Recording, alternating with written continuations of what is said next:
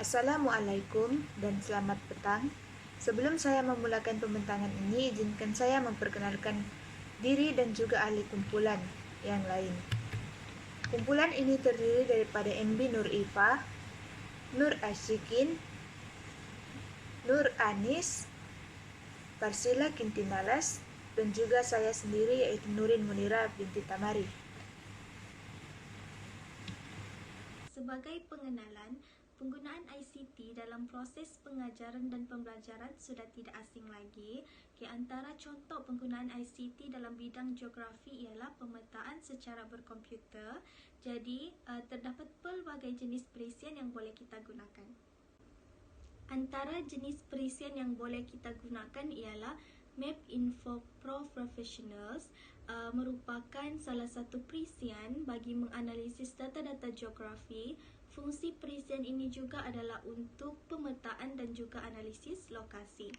Antara kelebihan menggunakan Map Info Professionals ini ialah yang pertama, mudah untuk menggunakan jenis perisian ini. Contohnya apabila kita ingin mengakses simbologi.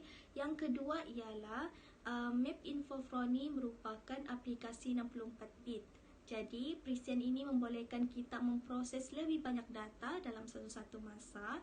Yang ketiga ialah perisian ini mempunyai perkhidmatan geocode, iaitu kita boleh mencari kedudukan kedai runcit contohnya dan mendedahkan corak geografi. Kekurangan perisian ini pula yang pertama ialah memerlukan kos untuk membeli lesen bagi menggunakan perisian ini. Jadi kalau kita sebagai pelajar agak beratlah untuk membeli jenis perisian ini. Jadi, yang kedua ialah kekurangannya, terdapat kekurangan dalam tools Map Info ni berbanding jenis perisian lain. Contohnya dalam Map Info Pro tidak terdapat ciri topologi seperti yang terdapat dalam ArcGIS. Seterusnya adalah Global Mapper dan juga SagaGIS. Bagi Global Mapper juga mempunyai kekurangan dan kelebihan yang tersendiri. Antara kelebihan Global Mapper adalah kos yang rendah, pemrosesan data 3D yang menarik, serta menyokong format yang besar. Walau bagaimanapun, Global Mapper juga mempunyai kekurangan, yaitu hanya boleh dimuat turun apabila pengguna mempunyai Windows 7 dan ke atas. Hal ini akan menyukarkan lagi pengguna yang mempunyai Windows yang lama dan tidak mempunyai Windows yang terkini kerana ia merupakan format yang besar. Seterusnya adalah SagaGIS. Saga merupakan singkatan daripada System for Automated Geoscientific Analysis. Antara kelebihan SagaGIS dapat memaparkan peta dalam keadaan 3 dimensi, keboleh operasian data yang baik serta mesra pengguna. Bagi mesra pengguna, semua pengguna boleh menggunakan SagaGIS ini sama ada dia pengguna profesional maupun pengguna sebagai pemula. Walau bagaimanapun, SagaGIS juga mempunyai kekurangan yang tersendiri. Antara kekurangan SagaGIS adalah kurang mempunyai pilihan kartografi serta tidak mempunyai pembetulan topologi yang automatik. Hal ini akan mengambil masa kepada pengguna untuk melakukan peta.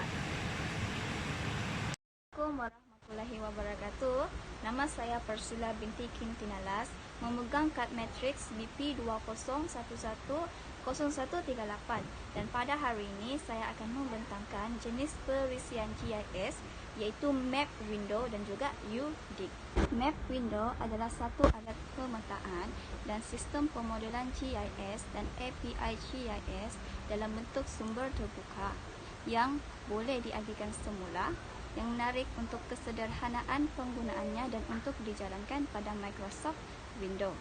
Kelebihan Map Window ini adalah satu aplikasi pemetaan yang mudah dan fleksibel, di mana aplikasi ini boleh disesuaikan untuk menukar format-format tertentu dalam pemetaan.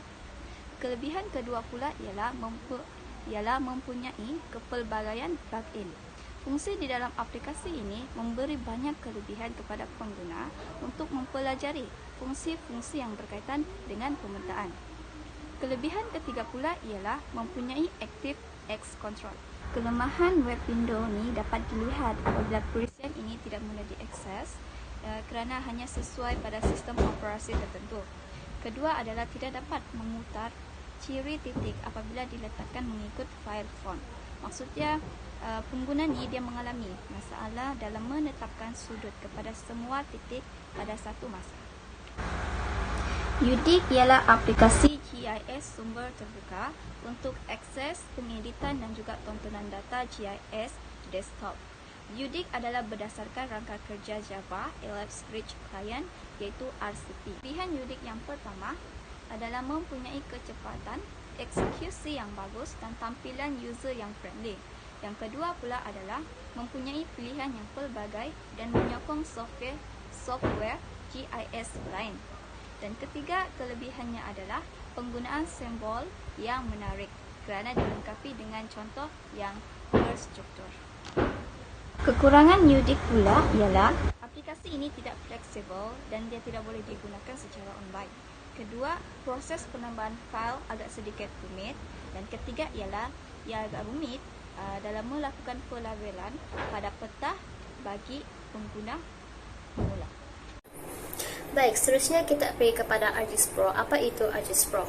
ArcGIS Pro merupakan satu produk GIS desktop yang terbaru dikeluarkan oleh Esri dengan menggunakan sistem operasi 64-bit. Ringkasnya, penggunaan ArcGIS Pro ini digunakan bagi keperluan visualisasi, analisis, image processing, management, integrasi data dalam format 2D dan juga 3D. Oleh yang demikian, terdapat kekurangan juga kelebihan yang boleh didapati dalam ArcGIS Pro ini. Antara kelebihan yang anda boleh dapati dalam ArcGIS Pro ini adalah pertama, ia akan memudahkan kerja anda. Hal ini kerana pelbagai fungsi yang telah disediakan oleh ArcGIS Pro seperti membina map view, scene view untuk 3D scene, catalog view untuk catalog juga layout view. Dalam hal ini, ArcGIS Pro menyediakan satu file project yang akan sentiasa mencatat jenis data yang anda sedang kerjakan dan menggunakan alatan yang sesuai. Kelebihan kedua pula, ArcGIS Pro akan memanfaatkan inovasi dan integrasi. Hal ini kerana ArcGIS Pro ini tidak dapat ditemui dalam mana-mana GSI desktop yang lain, memandangkan alat yang digunakan adalah alat geoprocessing yang baru.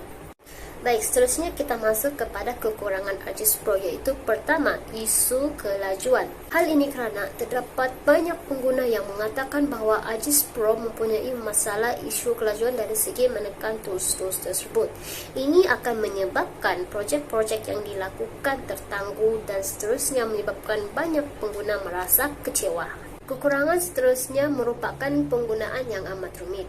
Hal ini boleh dilihat dalam susun atur yang dipaparkan dalam layout view bagi mode zoom in dan zoom out. Ini mungkin disebabkan perubahan fungsi tertikus dalam ArcGIS Pro, iaitu butang tengah tertikus kini hanya digunakan untuk mode 3D dan hanya tinggal 2 batang tertikus bagi navigasi dalam 2D. Contohnya seperti gambar raja yang ditunjukkan. Seterusnya, perisian Quantum GIS atau QGIS yang dibangunkan oleh OS Geo, Open Source Geospatial Foundation.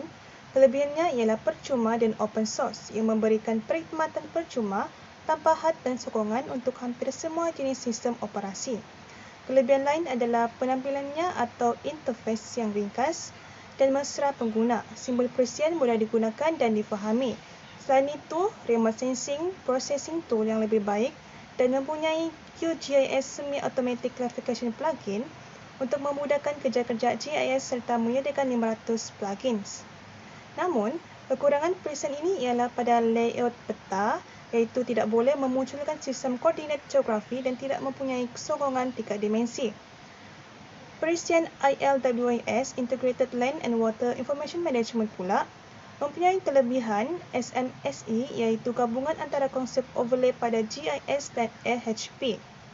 Visualisasi perisian ini juga dalam bentuk 3 dimensi dan animasi, iaitu berkeupayaan untuk memaparkan keterusan pada pelbagai peringkat serta menyokong visualisasi 3 dimensi dengan zoom interaktif, rotation dan panning.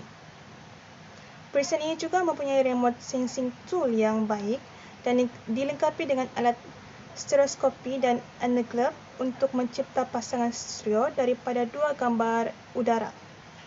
Kekurangannya pula ialah shapefile hanya boleh dilakukan sekali atau sehala sahaja. Sebagai kesimpulan, guru-guru hendaklah mengaplikasikan pemetaan secara berkomputer di dalam pembelajaran dan menggunakan jenis-jenis perisian ini kepada pelajar supaya mereka dapat meningkatkan daya kreativiti dan dapat pengetahuan yang luas.